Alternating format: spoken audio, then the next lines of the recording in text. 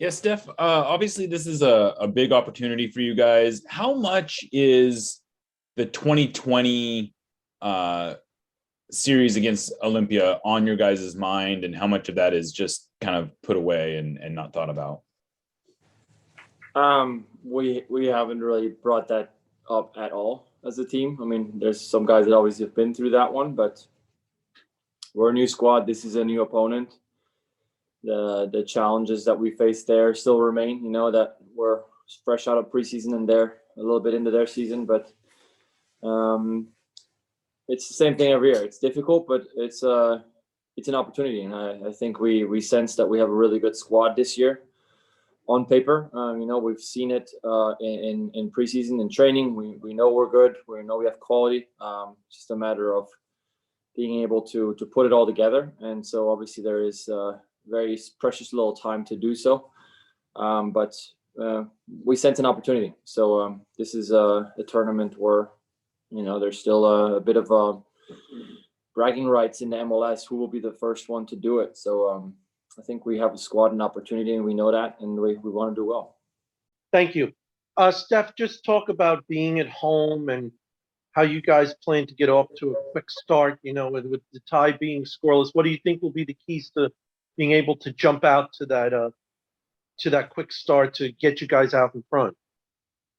You want to establish possession really early on and also establish the pace. I think we will be in a bit more familiar territory in terms of the quality of the pitch. And I think something that we maybe are used to a little bit more in terms of the surface that we play with. I think when you go down to, Central America team, I think they're quite adapted. They adapt quite well to a bouncy pitch, and they're really good with maintaining control in those conditions. And for us, that's a little bit at times something new. We like to zip balls in and try to make sure that technically we're sound when conditions are a little bit better. So I'm hoping that we can take that advantage. And because, like I said, I think we have some very skilled players. Someone like Albert, I think, who's technically very, very gifted. We want to put people like that on the ball a lot tomorrow to really make them chase and run, and hopefully at some point spread too much where we can find holes and punish them. Yeah, I just looked at the weather forecast, and it looks like it's supposed to be about 40 degrees cooler in Seattle than it will be in Honduras around the same time. Do you think that is a significant advantage for you? I mean, it's obviously a little on the cold side for even what you guys are used to.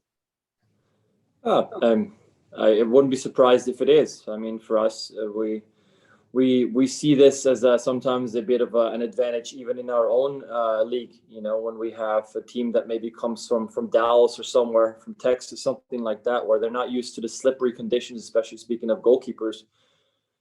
It can be quite difficult to come into a place like this where it's wet and slippery and fast. So I expect nothing less.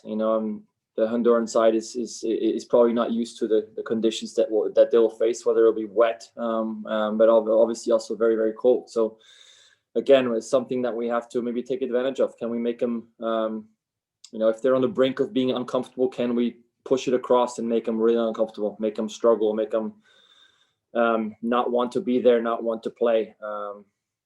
That's something that we'll try to do. But they're a good side. We respect their qualities. They all they're going to need is one good opportunity, and they're capable of tucking that away. So it's a dangerous game. One chance, one instance can flip the whole thing. So we're definitely aware of that, and we give them a ton of credit. So, but we want to dictate the pace. We want to make them uncomfortable. We want to really take control of this game. ¿Cuál es la peligrosidad que tienen enfrentar a Motagua? Rival con el que no pudieron anotarle gol aquí en Honduras, y con una igualdad de marcador por goles podrían quedar eliminados. Saludos, buenas tardes.